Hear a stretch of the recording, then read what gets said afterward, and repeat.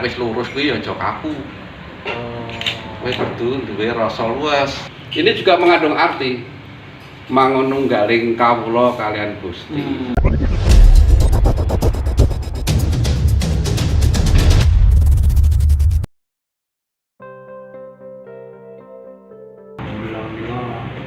Di Bapak Uskup wani. Kula badhe sinau mugi nurakapi ugi tumrap sederek-sederek sanesipun. Iya, karena dari keluarga kami itu keluarga seni. Meskipun eyang buyut saya dan bapak saya itu tukang pandai. Iya, menjadi kebiasaan keluarga kami itu senang budaya Jawa. Wayang maupun seni gende maupun simbol-simbol budaya yang lain, terutama tosan aji itu Keris. Ya, keris ini sungguh menjadi ajang filosofi. Kalau teknik bagaimana menempa dan mengolah baja atau besi itu udah turun-temurun. Iya. Seninya apa saja asal berbau budaya Jawa. Izin. Ada apa seni patung? Seni patung ya juga melukis, ya. Nah, kebetulan saya bergelut dipercaya oleh teman-teman di Dewan Kesenian Kabupaten Semarang. Iya, Kabupaten Semarang. Ya mendampingi teman-teman penggiat seni budaya. Bahkan sampai kecamatan. Banyak ya temannya? Banyak, Romo. Apalagi ini terdiri dari 19 kecamatan, Romo. Nah, itu penggiat seni budaya banyak sekali. Berbagai agama, Romo, berbagai keterampilan masing-masing, Romo. Jadi seni itu bisa mempersatukan. Seni itu bisa mempersatukan rasa kita tanpa memandang warna atau suku. Untuk apa? Agar menciptakan ketentraman, Romo. Jadi motivasinya apa, Pak? Motivasinya bagaimana generasi yang akan datang ini juga justru memahami nilai-nilai luhur, terutama seni budaya setempat. Ternyata budaya Jawa itu penuh dengan tuntunan, Romo. Karya seni itu ternyata mengandung filosofi apapun bentuknya, baik itu batik yang dituangkan dalam canting atau sastra atau tari.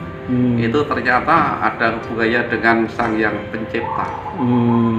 Iramanya, gerakannya, bagaimana luas keagungan dituangkan dalam tari itu luar biasa. Itu pula lukisan yang keris. Iya, keris itu kan senjata ya. Iya. Tetapi senjata pun diukir sedemikian rupa sehingga tidak memprovokasi bahwa ini senjata, tapi mengingatkan pemiliknya akan tujuan hidup. Betul, karena keris sekarang tidak menjadi simbol mengalahkan musuh atau mematikan musuh, tetapi untuk mengalahkan ego kita. Ya kan? Nah, ego kita itu tidak bisa dimatikan, tapi dikendalikan. Nah, dikalahkan itu belum tentu mati ya. Iya kan? Tapi dikendalikan itu ego kita. Itu saya setiap kali bicara dengan generasi muda, keris iki nek biyen aku perang. Nek saiki perang karo sapa ya perang karo rasane dhewe.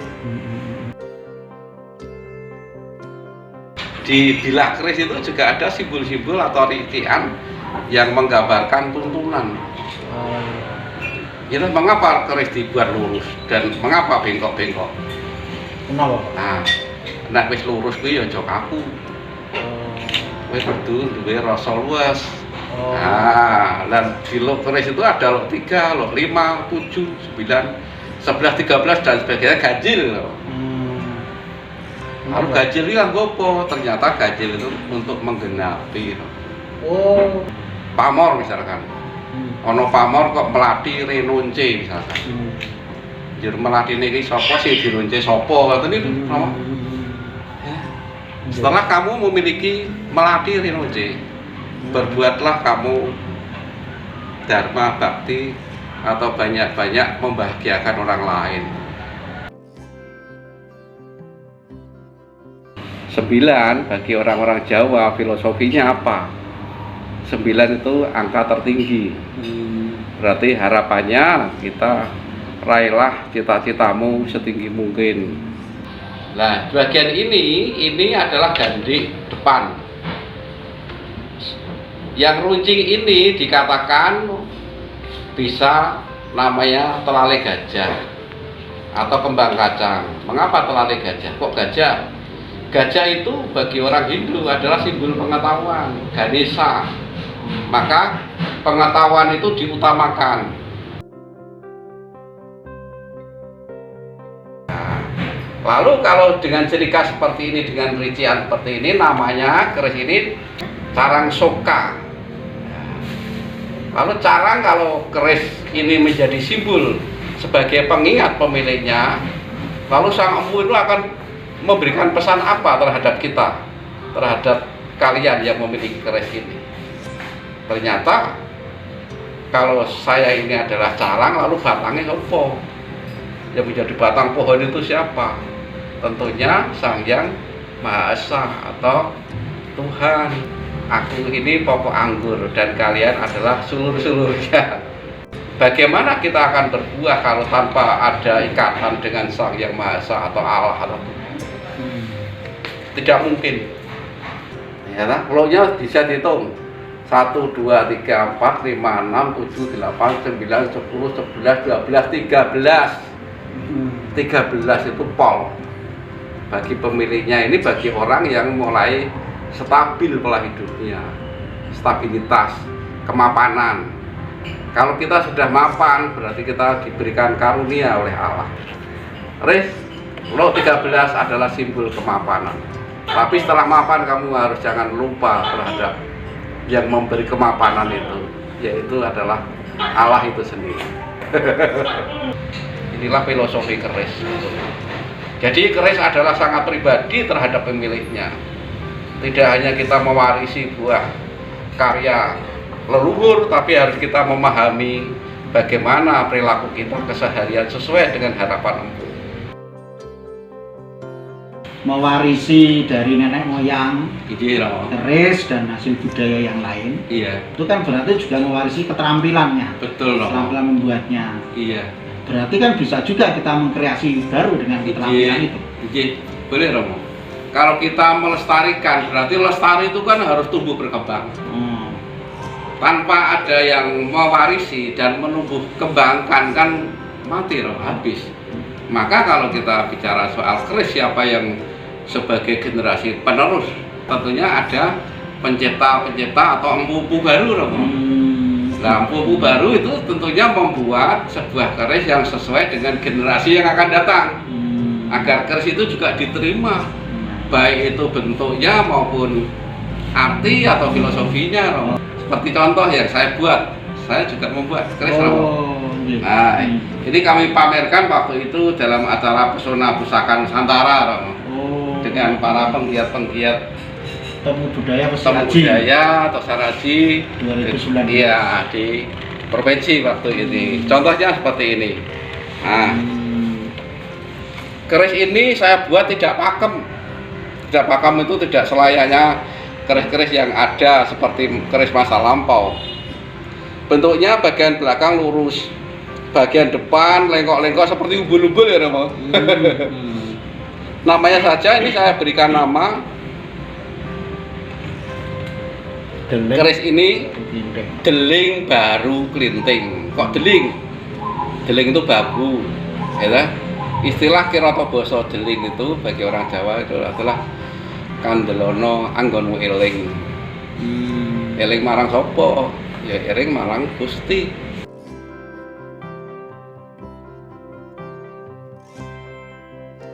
Saya juga membuat sesuai dengan keinginan Romo Budi waktu itu. Romo Budi Purnomo yang main sing soko itu. Pasti aku gawe keris. Wah, sing kanggo pribadiku apa? Lalu Romo Budi bercerita. Ciri khasnya engko ana Roh Kudus, ana gambare cempe sebagai pengorbanan Tuhan itu sendiri, Yesus itu sendiri. Lalu saya sketsa. Saya buat sketsa sesuai ukuran yang pantas, lalu kami buat, dan Romo Budi memberikan nama Risang Cempe Panji Panuntun. Agar menjadi apa? Menjadi pengingat. Pengingat pada siapa? Ya untuk Romo sendiri dan barang siapapun yang boleh melihat. Kilo simbole Risang Cempe Panji Panuntun. Ana gambare cempe kuwi sapa? Ya Yesus sendiri yang mengorbankan untuk orang lain, penebusan dosa. Begitu pula saya membuat keris lagi untuk Romo Lukas. Ya kebetulan namanya Lukas. Saya buatkan bentuknya lembu bersayap. Juga sama, dia menjadi keris pribadi juga. Tidak dikatakan keris manjing nyang diriku. Itu berarti ya cita-cita visinya, visi hidupnya itu terpatri dalam keris ini kan? Iya. Harapan dan pesan. Harapan dan pesan. Terpatri di situ.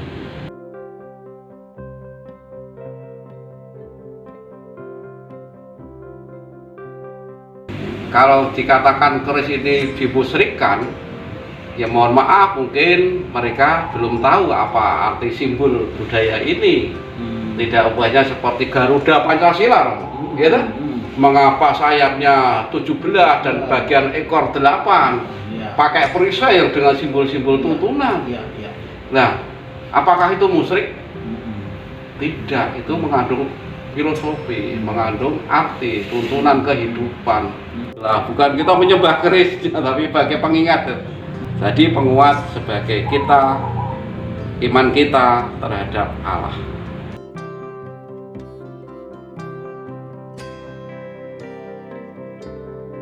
Apa harapan Pak Tekno terhadap gereja dalam hal pengembangan seni budaya ini? Luar biasa Romo. Ini sudah terwujud Romo harapan itu. Suatu contoh begini. Di gereja kami Kertus Raja, itu ada penggiat-penggiat seni budaya itu muda-mudi Romo. Itu dengan budaya apa? Ternyata dengan kelenengan Romo. Dengan main karawitan, itu kan suatu perwujudan budaya yang luar biasa. Karena apa? Itulah simfoni yang indah. Dengan gamelan beraneka warna, beraneka nada, setelah nyatu itu menjadi simbol kebinekaan.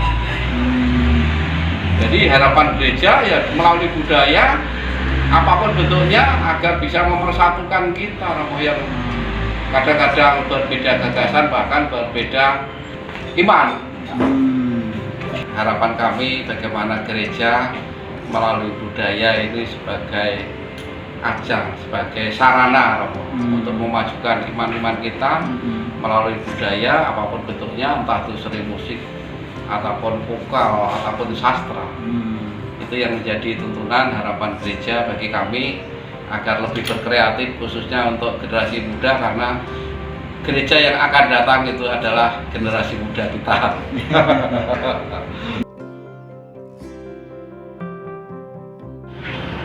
Warisan leluhur yang berupa hasil budaya selalu baik, mengandung nilai-nilai dan filosofi serta simbol-simbol yang bermakna bagi kehidupan. Kita, generasi sekarang menuju yang akan datang, diberi warisan ini sebagai tanggung jawab kita untuk melestarikannya. Namun demikian, kita pun bisa berkreasi sesuai dengan iman kita, sesuai dengan visi kita yang baik, supaya simbol-simbol itu makin berdaya. Berkah dalam.